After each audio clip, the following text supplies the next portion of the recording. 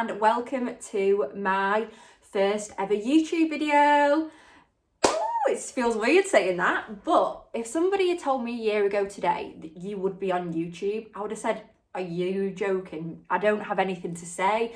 My life's not interesting enough to be on YouTube until now. Like, seriously, I had a story that everyone I've told, family and friends wise, are like, wow, they have been so shocked about what's happened. So I thought I wanted to spread a bit of awareness about what could happen in a global pandemic when you go travelling. I know ultimately when you book a holiday, you never in a million years think anything bad's going to happen. You imagine cocktails, sun, beach, you know, and having loads of fun. And this was just really the holiday from hell. It was awful. So, where to start? 2020 wasn't the best year for anybody. I mean, there was numerous lockdowns, confusion of the rules. What tier are we in? Are we in tier 1, 2, 3? Where can we go? And it was just so confusing, and you know, it was probably the worst year for a lot of people. So back in August, we decided to book the holiday to Cuba. 1 week and we would be going for New Year. Woo! I was buzzing. I was like, get me on holiday, get me a cocktail, get me by the beach, get me some sun. You know, I just thought, wow, what a great way to end not a great year on a beach in Cuba. So that was, you know, the thought of it. Anyway, fast forward, lockdown gets stricter, things start getting a bit more serious. We are thinking, are we going to be going? Are we not? You know, there was a tier, we were still in tier. So we're in 4. So we was in 3, yeah. So coming up to Christmas, we was in tier 3, which at that stage you could still travel abroad. There was no ban on travel. I know places like London, they had been moved into tier 4. So at this stage, we were all ready, bags packed. So Christmas this year, I bet for a lot of people was very chilled. I know the restrictions meant you couldn't see more than 3 households, and it was just quite strict, and everyone sort of had a chilled Christmas from what I'm gathering or what I saw on social media. No one really, you know, went crazy, if I'm right. Maybe it was just me being boring. So bear in mind that Christmas was quite quiet. We knew that we was going home on the 28th. Now the travel company had kindly let us know that we was going to be getting a PCR test on arrival to Cuba, which is basically a test which comes back within 24 hours telling you if you're positive or negative of the virus. So bearing that in mind, just to be safe, we all got a coronavirus test a couple of days before. So actually it was on Boxing Day. We got the test just to be sure that we didn't have coronavirus. No one had symptoms. Everything was good. So we had the test on Boxing Day. And yeah, the results came back negative. So all of the results came back negative. We was like, oh yeah, buzzing. Anyway, got to the airport, checked in, you know, as you do. I was so excited. I was going. I was finally on the plane. I was like, the day that we actually went to Cuba, it was so icy. Like, we were delayed on the plane for 2 hours because we was waiting for some machine to defrost us. So it was crazy. Like, we were sat on the plane for 2 hours in Manchester. We've already even taken off. The flight was already 8 hours, 50 minutes. And I was like, oh my God, this is going to drag so much. We're already here for 2 hours. I couldn't get to sleep on a plane. Like, you know what it's like. It's just so uncomfy. I'm so jealous of them people that can actually fall asleep on planes. Anyway, finally we took off, get to Cuba. We have the PCR test on arrival. Before you even get into, it's the first thing you do. You step off the plane and you have to stand in little squares, and it's literally like very strict over there. I was like, this is serious, like PCR test. Just over there, they don't do the, I know in England, they do the swab at the back and the swab up the nose.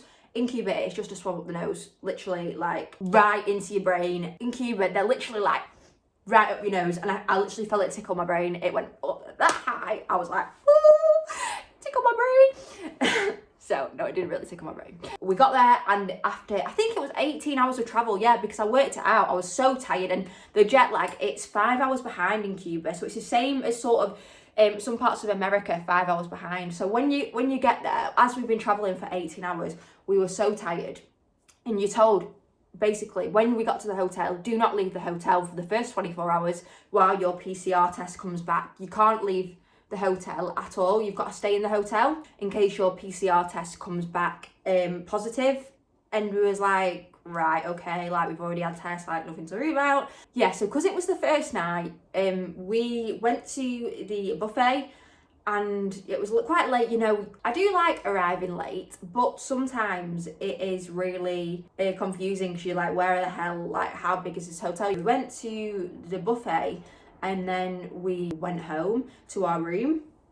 I had my own room and my brother and sister, they had their own room as well. And then, yeah, I went to bed. I was so tired. Anyway, we was like, we'll make a plan. We'll get up really early tomorrow, speak to the rep, book a trip, see what's going on for New Year, get the vibe, get some breakfast. So my sister was like, we'll get up about 8 o'clock.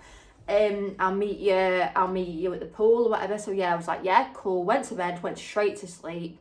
And I was like, wow. My mum was texting me like, did you get there okay? And my dad, and I was like, yeah, I'm here, buzzing. And she was like, okay. So I wake up the next morning, it's like 30 degrees, get up, go and see the rep, go to get some breakfast, sort of walk around the hotel, get a good feel. I love doing that, getting a good feel for the place. And then I was actually going to book a dolphin trip, but yeah, I was like, we best not book it until we like been 24 hours and yeah, whatever. Anyway, we're just doing shots, getting some shots in the pool. It was about 12 o'clock in the day. So I just put my carrot oil on. I was literally just starting, do you know when you start to unwind on holiday and you just, the sun's blazing and you're just getting them good vibes and you're just chilling out. We just did a shot of Sambuca, I remember, and I just got in the pool. It was quite cold, but I was like, I'm boiling, I need to cool off. Anyway, this is where the nightmare begins, okay? This is where it starts. So, in the pool, just on a shot of Sambuca, rewind, and a lady comes up to us from reception and she says to our group, my brother, sister, and they brought their partners as well, so it was just me on my own. So she come up to us and she was like, hi everybody, what's your plans for New Year? Like, I'm just making sure everybody is sorted and they've got a table booked for each restaurant. And yeah, we was like, oh yeah, like what's my room, 2404, I think I said. And this lady was a scammer. She was trying to find out who this room was. And she was like, 2404. And I said, yeah, like drinking my bloody pina colada or something in the pool. She was like, you need to get out the pool. I was like, what? She was like, reception said, when I find this room, you need to get out the pool. And from then on, I was like, oh, my heart was beating. I was literally getting so anxious. I was like, what? I said, I'm going to be tested positive. They were like, no, you're not. Like, because the night before, I had asked to move room to be closer to them because I was quite far away. It was like, it'll be about the room change. I was like, why is she telling me? She said, I need to get out the pool right now. There's nurses there in these blue, like, outfits. And I was like, this is it. This is it. I've been tested positive. And they was like, no, chill out, chill out. And I got really upset. Like, when you do and you're stressed, you do cry, don't you? Anyway, my brother went off to reception and he was like, tell us what's going on. And the lady at reception was like, your sister's test has been inconclusive. She was like, you need to just go back to the room. Don't worry. Like, it's fine. We need to do another test. I was like, right. Okay, it's inconclusive. Now, I don't know much about, you know, the whole inconclusive, but I do know that means that it's somebody I know in England once had an inconclusive, so I had to do another one. It hadn't been done properly or something like that. So I was like, right, inconclusive, that means that I'll be fine. Inconclusive test, that means that I'll be getting another one. I sort of showed out a bit then. We went back to the room, and my sister came in the room, trying to chill me out, saying it'll be fine, it'll be fine, it'll be fine, it'll be fine. The lady from reception then rings and she's like, who was like, the doctor will be with you shortly, don't leave the room. I was like, I feel like this is not right.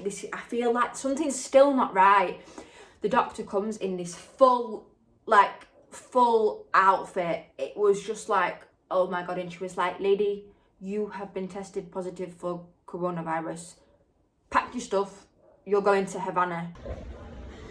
This is the worst experience of my entire life. I've just been found out that I've been tested positive for coronavirus in Cuba, and now I'm in some random clinic. I was like, Havana, that's like 3 hours away. I was freaking out. I was like, I've got coronavirus. I've not got any symptoms. I had a test like 2 days ago and I was like, what? was like, do you know, oh my, I can't even describe it. I was ringing my parents saying like, oh my God. And bear in mind, I'm halfway across the world. It is just, I was crying, I was screaming, I was like, they're not taking me. And my brother and sister and their partner was like, she's not going anywhere without us. Like, no, you're not taking her. She was like, this is protocol, this is a law. You need to get your stuff, we're going. So I was like, right, okay. Packing all my stuff quickly. They was like, wait for the ambulance. I was like, an ambulance? There's nothing wrong with me. I'll attach the picture of the ambulance right now, what they took me away in. This is the ambulance that I've taken away in.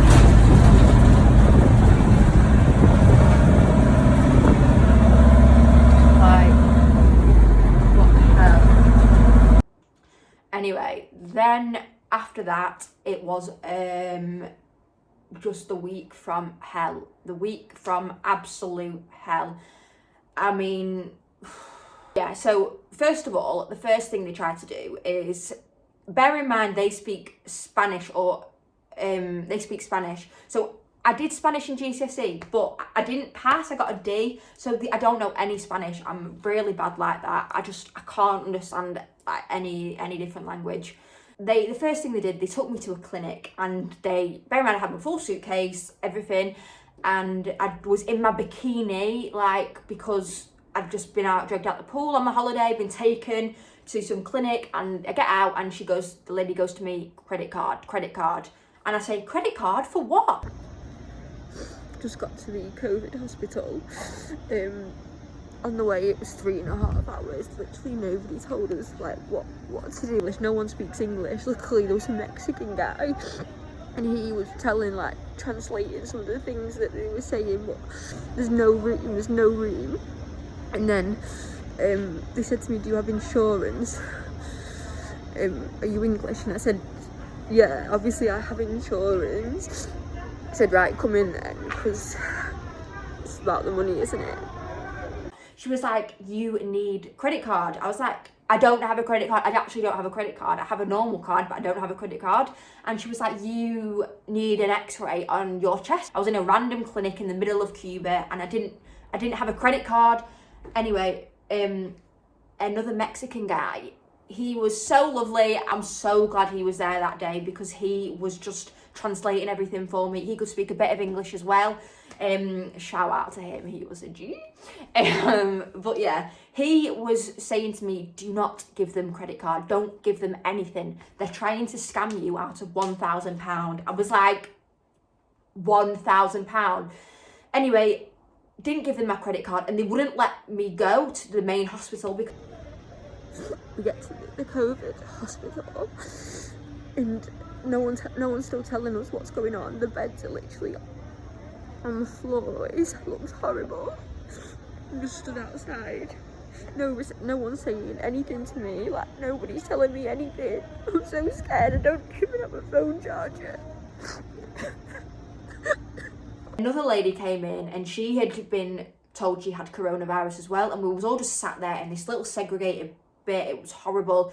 They tried to make me have a pinprick on my finger, and I was like, no, don't have any money, even though I did. But I was just following this Mexican guy at this point. I was like, I can't do this. Anyway, after 3 hours, I did not have any of that. I did not give them my credit card, and they took us off in the same ambulance to Havana. Now, this man was from Mexico, but he had a house in Cuba, so he said Havana 3 hours away. And I was like, oh my God, I didn't have a drink of water, I had nothing. So basically, the ambulance people kept getting lost. They didn't have a clue where they was going. They went down so many wrong turn-ins. The Mexican guy was like, yeah, they're lost. They don't know where they're going. They kept having to ask people on the side of the street, where's the hospital? Where's the hospital in Havana? I was like, I need the toilet, I need a drink of water. Like, I was in a mask, in the back of this ambulance, on a bed, like, no seatbelt or anything.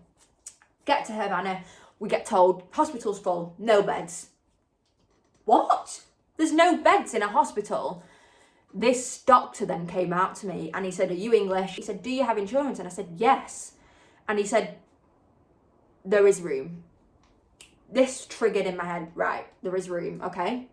Why did you say there wasn't? Anyway, there is room, you're coming in. So I was like, I don't know if this is a good or a bad thing, what the hell. So we were told when we booked the holiday, if we were tested positive, we would be going to a COVID hotel. A COVID hotel is with all people with COVID until you get tested negative and then you can leave. Not a hospital. This was, it wasn't a hospital like England. Anyway, we was arrived on a side door. They made us wait for another further 2 hours. So at this point, it's 5-6 hours gone before I've been to the toilet or had a drink of water. Bear in mind, I'd not eaten since breakfast that day, and I remember I got up early to try and, suss it all out. And at this point, I'd not even ate. Get into the thing, they check me in. Have you got any symptoms? No. When did you arrive to the country? Yesterday. Anyway, I said, where is this COVID hotel? Where is it? They say, it's full. Full. I said, it's full. But I've not got any symptoms. I was just anything at this point. I was just, when you're like exhausted and everything, I just was so tired. My parents were ringing me trying to find out where the hell I was. They had no idea where I was even going to this hospital in the middle of Havana. Now, Havana is the capital of Cuba. It's where all the embassies are, thank God, which helped me down the line. But they then put me in this hospital room, got escorted to the room, and let me show you pictures of it, guys. Just thought I'd do a little video. Now I've actually got into the room. I'm just trying to pull myself together, really. Like, I was so scared. Like, I've not had any food since breakfast this morning at the hotel. Not been given any water. We didn't stop off at all. The 4 hours on the way, they kept going the wrong way, the two guys, and I can't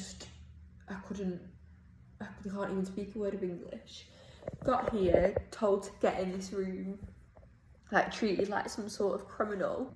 Just been in this room. It's absolutely filthy. It's disgusting, considering this is a hospital, and it is. There's like hair in this. It's obviously not been cleaned since the last person that was in here, which is quite worrying. And nobody speaks English. The woman who was on the ward said, "Get in." I said, "Do you speak English?" Because I've not even had anything to eat all day. No English, no English. Well, it's supposed to be an international hospital, and no one can speak a word of English. And I was told 7 days minimum here in this room. The TV doesn't work. It just says no signal, no remote. It's obviously just a fake TV. 2 beds here, so I don't know if anyone else is going to be coming in. Honestly, I feel violated. I feel like I'm a criminal. No quilt, no curtains. Honestly, I don't even know what I'm going to do at the moment. No Wi-Fi. 4G's banned in Cuba. Can't go on 4G. No Wi-Fi. I said, "Is there a Wi-Fi?" They laughed at me. I've not even brought a book or anything, so I'll probably be talking a lot to you guys. It was horrendous. They hadn't even cleaned the room since the last coronavirus patient had been in the room. So the bin was dirty, the sheets were stained. They tried to make me wear these pajamas with a little number on it. I was like, no way, I'm not being identified as a number in this place. I was said to the nurse when she put me in the room, food. She laughed at me. The nurse laughed at me and shut the door. No food. And I was like, no food. I've not had anything to breakfast. I had to go out of it. You're not supposed to go out of your room. And I had to go out and say, "Excuse me, water," like the shine for some water. No, didn't have any water. So I just rang my parents and said, "Right, go to sleep. We'll try and sort this out tomorrow. Ring the insurance, ring who we need to do, and try and see what the hell is going on." That night, I really didn't sleep because I was on a plastic little mattress. There was no air conditioning. Nothing. I felt violated. I felt like it was horrible. Also, before I was just about to try and go to sleep on this plastic mattress, a doctor came into the room and didn't even speak a word of English, translated it on Google Translate on his phone and said ECG on my heart. Because obviously I'd probably been screaming because I was my parents on the phone. They thought I was like I can't even think what I would have sounded like, someone crazy basically. I would never go to the hospital by myself anyway, and now I'm all alone. Anyway, did an ECG on my heart, but he made me take my top off as well to do that, and I just thought, is this insane? Like, usually in England it'd be a woman, and everything over there is really old-fashioned. So Cuba, if you don't know, is well behind the times. They got cut off from everything. They still have the really old-fashioned cars. It's a very, very poor country, which we didn't know before we booked it, obviously. The blood pressure things is still the one where you pump it with the little thing. Like, it's still sort of well old-fashioned. Anyway, the ECG, it was like sticking things. It was just so weird. Anyway, he did that, and I just thought, I'm being violated here. Like, what the hell? Like, I can't do anything about it. Yeah, so bear in mind that he's a male, he was like, he translated it on his phone, and he was like, ECG, and I was like, ECG, what the hell? At 10:30 at night, he's gonna randomly give me an ECG. I've got no symptoms of coronavirus at all. And I was like, can I have a drink of water first? And finally, I got my first drink of water. Guys, and I asked for some toilet roll, because there was no toilet roll. And gave it to him, and then I had an ECG at 10:30. So after that, then I went to sleep. I had about 3 hours sleep because I just wanted to speak to my mum again and my dad and tell them, like, what can't get me out of this room. Anyway, the next day, I finally got breakfast, right? And I'll show you what they tried to give me. So I'll show you this video. So it's been now 27 hours since I last had something to eat. They brought in some like milk this morning. It was like thick milk, and it tasted, I tried to have it because I'm so hungry, and they didn't like, I didn't like it. I couldn't drink it. It was making me want to gag. And I tried to ask for something else, but they can't understand my language. I feel like I'm being, like, this is violated. Like, I woke up at 7:30 this morning, and some lady just came in, and it was like, blood test. Like, I've not even woken up, and you asking me for a blood test. Like, I was like, what the hell?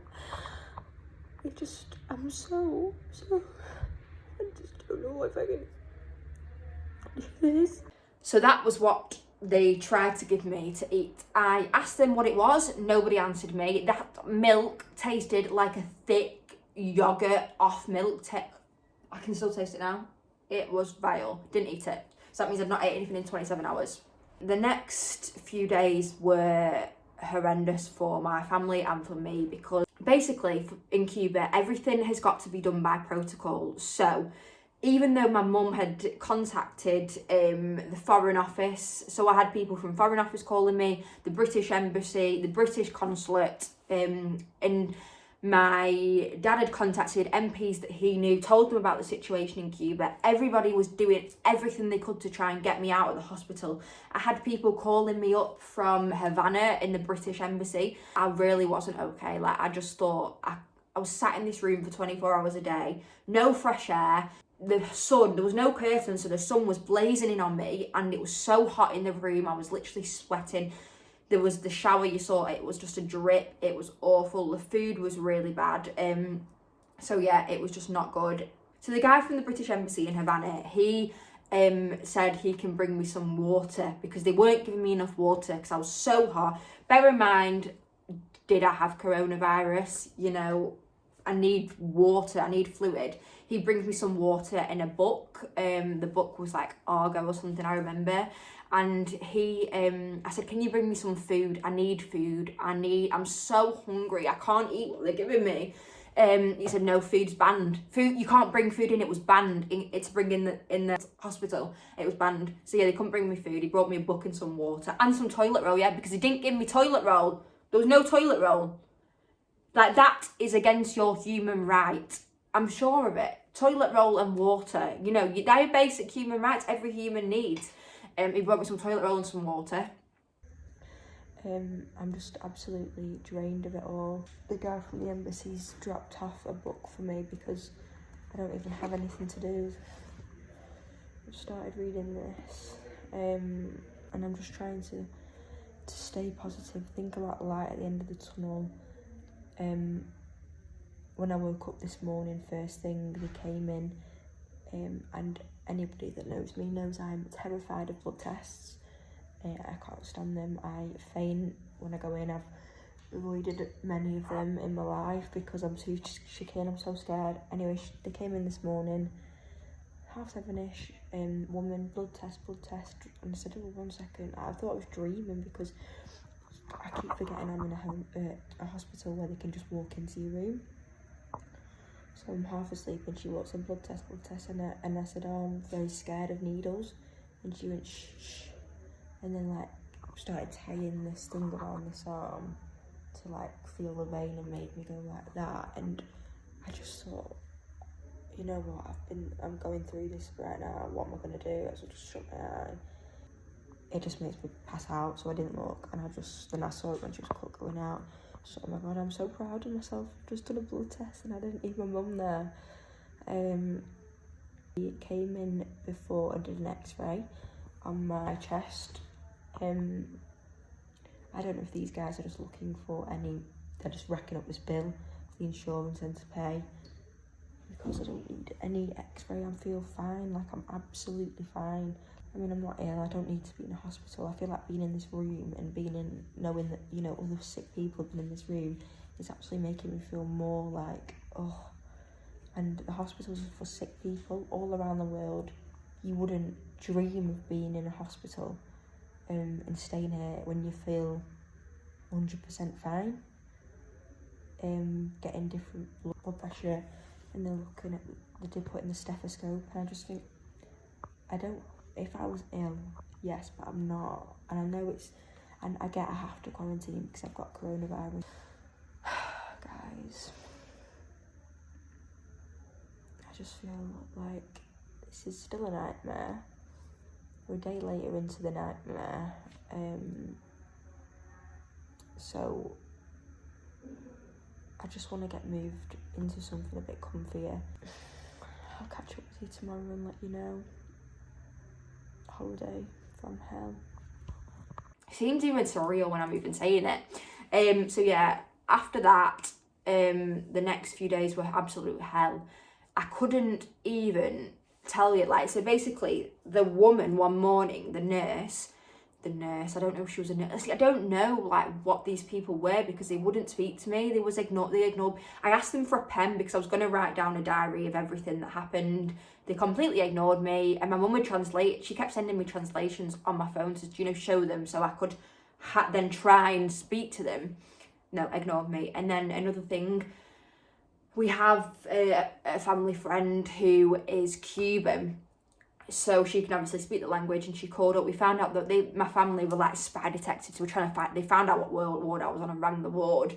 My mum then paid £300 for a food upgrade, and the nurse scammed her. She robbed the money off my mum that she paid, and the food was just the same.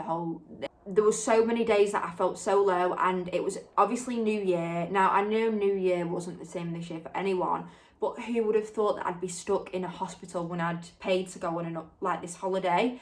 I was stuck there, and the fireworks were going off, and I was just in tears. I felt so low. This is a video of me at my absolute lowest. I'm really exposing myself here, but I don't care, because I want people to know that this is what could happen. New Year 2020, worst year of my life, and I've been stuck in a COVID hospital in Cuba. Couldn't hear the music outside. My dinner's there. I've not eaten. And I'm just trying to keep it together. I don't know how I'm doing it, but somehow I am doing it. I've never been this low in my life. I'm at a very, very low point, but I can't let it. I just need to keep going. The hotel was next door. It was called the Mariposa Hotel, and that hotel was full because there were so many people travelling into Cuba that were getting tested positive. The new variant in England was just absolutely, people were travelling and they were just getting tested positive. and took to this Mariposa hotel, and that's where you were supposed to go if you were asymptomatic like me. I had no symptoms of coronavirus at all. The whole time I was there, had no symptoms. I was doing workouts in the room sometimes, doing like trying to keep myself busy, and they'd walk in, because 2 times a day temperature test, they just come in your room at 6:30 in the morning, zap your head. It's not zap because it don't hurt, but like, you know, put the temperature on your head, and sometimes at the night one, I would be doing a workout and they'd walk in and they'd be like, there was nothing wrong with me. I just was so wanting to get out of this hospital. Some days were just really low. I felt so low, and it was New Year, obviously, like I said, and fireworks were going off. My family were ringing me from Cuba. One day, their phone lines cut down and I couldn't even contact anyone, and that was when I felt really, really low. Now I'm told there's no mobile network in Cuba because they're changing the currencies. One lifeline to my family that I can speak to them is gone. I'm so hungry. This is just not okay. It's not humanly okay for me to be in this situation. I can't speak to anyone. I've got my and everyone was trying to get me out of this hospital into a hotel. But the thing that they say in Cuba is you can't get tested again until 7 days of your first test. So everyone would be in the hospital for 7 days until they get another test. Anyway, on the 6th day, they decide to open a new COVID hotel. Anyway, to get to this hotel, I had to have an x-ray. So I had to have an x-ray of my chest to make sure. I don't smoke, so I don't know if that contributes, but the x-ray of my chest, and I had to have another blood test. Anyway, on the 6th day, they moved me to this COVID hotel, which isn't like a hotel, by the way, guys. It's just a room that you sit in with a bed and a TV. But better than that horrible little thing they had to put me in for 6 days. Moved to the COVID hotel, which was in the middle of nowhere. Wow, it was literally another 45 minutes away. And at this point, I'm like, I've been by myself for this long, like, woo, just doing my own thing. And I started talking to myself all the time because I was just going crazy, just sat there like by myself. I couldn't, when you're by yourself in your thoughts for so long, it just gets to that point where you think, right, I might as well just start talking to myself because I like talking all the time, and yeah, there's only myself here. So yeah, I literally, in the hospital, I wore one outfit because I felt so dirty and disgusting. I wore the same thing because I was like, I'm going to bin this, which I literally never saw that top or never saw them shorts again because I just binned it because I thought that is infected and I don't want... Anyway, I get to the hotel and they gave me... So when I got there, I was like, order room service. I was like, yeah, room service. And they put the phone down on me because this, I don't even know why they did that. But I was like, can I have a ham and cheese sandwich? Anyway, they put the phone down on me. And then I rang back and I was like, can I have a ham and cheese sandwich? And there's doctors in the hotel. So basically, a COVID hotel, there's 2 doctors that come around and just check on you twice a day and make sure you're okay. It's for asymptomatic people, which I know in the UK now is going to be a quarantine hotel, which is something similar. And for me, it was so good because there's a little balcony there, and I could sit outside and it was really good. And the first thing I ordered was a ham and cheese sandwich. Here's my face. Me with a ham and cheese sandwich. I was so grateful just to have some clean bedding, some clean towels, and just be clean. Like, it was so dirty, the hospital. It was so grim, and the food was disgusting. Oh my god. So the hotel have delivered a ham and cheese sandwich to my door in this. I can't believe it. My first proper thing, like, since Tuesday. Even though I've been eating bread and roll, ham and cheese, I can't beat that combination. And a bed, 2 beds. Oh my god, I feel, oh my, you can't tell you how happy I am right now. Like, the littlest things that would have before this whole disaster I would have took for granted. Now I can't believe it. Oh. I'm gonna eat my ham and cheese sandwich with my aircon, my TV. I'm so happy right now. It was really not good for my mental health or anybody that was in there. When I left the hospital, the doctor said you should be grateful for your health, and it made me think, well, yeah, I am grateful, because it could have been so much worse. Like, thank God I'm asymptomatic and I have nothing wrong with me. Anyway, on the 7th day, my family was, ringing me and saying, like, look, if you test negative, you're not allowed to leave. The Cuban law is you can't leave until you get a negative test. So I'd already missed the flight home. And my family, they were so scared because they were at the hotel and they had been asked to quarantine in the room. Well, not asked, sorry, they were made. They had guards outside the door. And they had to quarantine for 5 days, then get another test because they had been with me travelling. Luckily, all of them were fine. So they were so scared because people were getting randomly tested at the pool, just at the side of the beds. They were seeing, because they got moved to an isolation block at the hotel. So they were seeing people getting dragged out from the pool and get put in these ambulances like me. Like, they just said it was horrible. Like, so they got on the flight home and I missed the flight home. I was like, oh my God, like what? I'm going to be stuck here forever.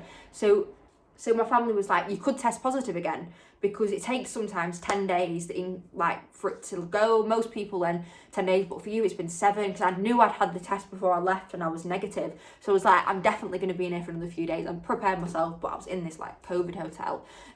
So yeah, had the test. It was well unprepared. It was well early in the morning, and the lady in the hazmat suit came round and she was like, stuck it up my nose again, the same brain experience. And I was like, rang mum, I was like, Mum, like, I've been tested. And she was like, oh my God, like, fingers crossed. We was all praying. I literally prayed to God so much this holiday from hell. I prayed so much. I was like, please, can I be negative? And please, can I go home? Like, I just want to get out. I didn't even want a holiday anymore. I just wanted to get back to the UK, back to some normality.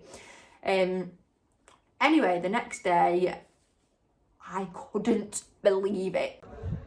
Just got the news that I am negative. I just tested negative yesterday, so now I can leave and I've not got COVID anymore. Oh my God, I am so happy. I was so happy. I've never smiled so much. I was like, yeah. So basically, then I got to go home. Not home, because I had to still make my way home. And in the UK, the situation, I finally got to, there wasn't Wi-Fi or anything still in this hotel. I just got to watch TV, which I could get BBC News, and I was like, wow, this situation, since like I've not had any contact from the outside world, from the social media or anything, the UK situation got really worse. Boris came on and he announced a lockdown, and the schools weren't going back, and I was like, this is very, very serious now. It all became very real when I saw it on the news, because I'd been in my own head for a week. I didn't know what was going on in the UK. Anyway, yeah, so I got back to the hotel, and the flight, I had a few days till the flight was going to be on the Friday. But yeah, it was just one of them experiences where I can't even, like, it was just one of them things that you never thought would even happen to you. Like, I don't understand how I caught it, because I didn't see anyone from the time that I had my test to when I went, unless I caught it on the plane. Because I wasn't sat next to my family, I was sat next to another couple. Unless I caught it on the plane, I can't think of how I caught it. But what matters is, I know it's such a serious virus, and I'm not disputing that. It's just, for me, it was just a horrible experience being somebody that was asymptomatic. In England, if that, you're just told to stay at home. People only go to hospital if they're really seriously unwell. But I was in a hospital and I wasn't ill, and that was really like scary for me, being so far away from my family, my friends, everything.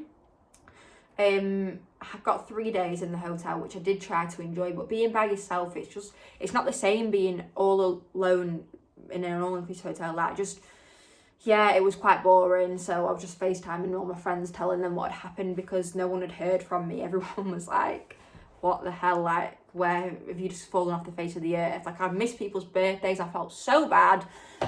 Obviously the situation couldn't be helped. I got on the last seat home from TUI.